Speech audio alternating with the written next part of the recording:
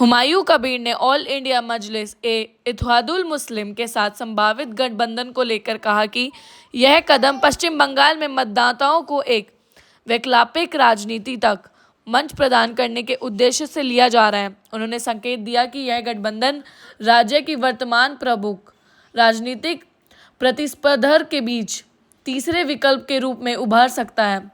साथ ही सीट बंटवारे और संयुक्त चुनावी रणनीति पर भी सहमति बनाने की दिशा में प्रयास जारी है। यह गठबंधन रणनीतिक रूप से स्तरीय राजनीतिक में नई संभावनाएं पैदा करने और विशेष मतदाता वर्गों को संगठित करने की कोशिश के रूप में देखा जा रहा है। टोटल मैं पहले से ही आपको बोला बार बार जो मैं 182 सीट में उम्मीदवार दूंगी, तो आज के दिन में वो पहले से ही मैं वाईसी साहब को पार्टी को सीट जोड़ के मैं 182 का ऐलान किया। लेकिन मेरा ज़्यादा से ज़्यादा 2 दिन से पहले जो मैं 22 तारीख मेरा 147 का जो उम्मीदवार का ऐलान किया, बाद में सारे स्टेट को ज़्यादा से ज़्यादा मेरे को मेल आ रहा है, मेरे को पास डिमांड बढ़ गया जो मेरा पार्टी को उम्मीदवार होकर इलेक्शन में उतरना चाहिए।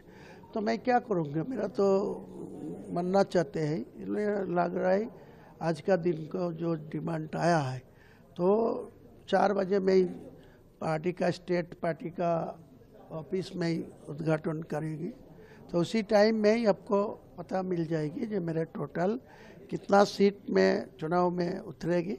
तो 10 सीट वो AIM का जो लोगों में चुनाव में उतरेगी, बाकी आम जनता उन्नयन पार्टी का जो हुइसल है बासी है बंगला में, ये हुइसल लेके उतरेगी। दादा, जैसे कि आपने पहले ही कहा था कि जो मेरे साथ आएगा मैं उसके साथ अलायंस करने के लिए तैयार हूँ। आखिरकार आपने ओवैसी साहब के साथ में किया, क्या वजह है कि इन्हीं को आपने? वैसे साहब को साथ मेरा पहले से ही बात फाइनल करके रखा, लेकिन उनको बजा रही ISF का CPM को सबको ढूंढ रहा है, बार बार मेरे बातचीत भी हुआ, लेकिन वो नहीं आया तो मेरा क्या कसूर है। मैं तो कोशिश किया, कोई नहीं आएगी, मेरा बेटी का शादी देने के दामाद ढूंढेगी, तो कोई नहीं आएगी तो मेरा बेटी का शादी बंद होगी? बंद तो नहीं होना चाहिए ना, शादी तो देना ही चाहिए।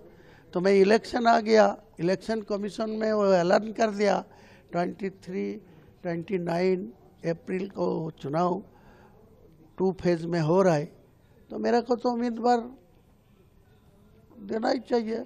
नहीं किसी के लिए तो ज़्यादा दिन वेट नहीं कर पाई, इसीलिए नहीं मेरा को जो पहले से जो मेरा गठबंधन करके रखा वो आज ओपन कर दिया। हुमायूं कबीर के लिए हमेशा से ही TMC हो या BJP हो बोलती है कि ये B टीम है, तो अगर हम चुनाव में देखें तो किसके लिए ज़्यादा आप इम्पैक्ट करेंगे? अभी किसी को B टीम का आदमी में ही नहीं होना चाहिए। मैं A टीम का कैप्टनशिप दे रहा है ये इलेक्शन में।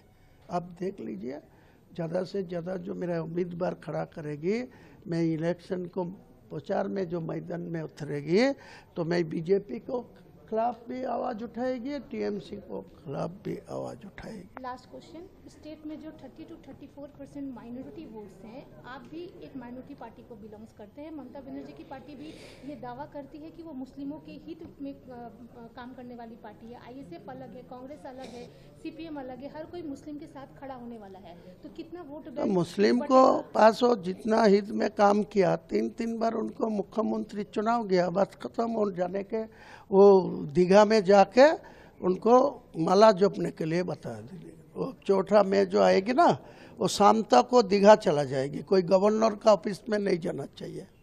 तो आपके हिसाब से अब 3 बार हो गया, अब वो हाँ वो खत्म टाइम अप। हाँ, आने वाला टाइम अब किसका रहेगा? आने वाला मैं ही आऊँगा, देख लीजिए। चौथा जो मैं आएगी 4 बजे, कितना गवर्नर को पास कौन जाएगी वो आप वेट कर लीजिए ना।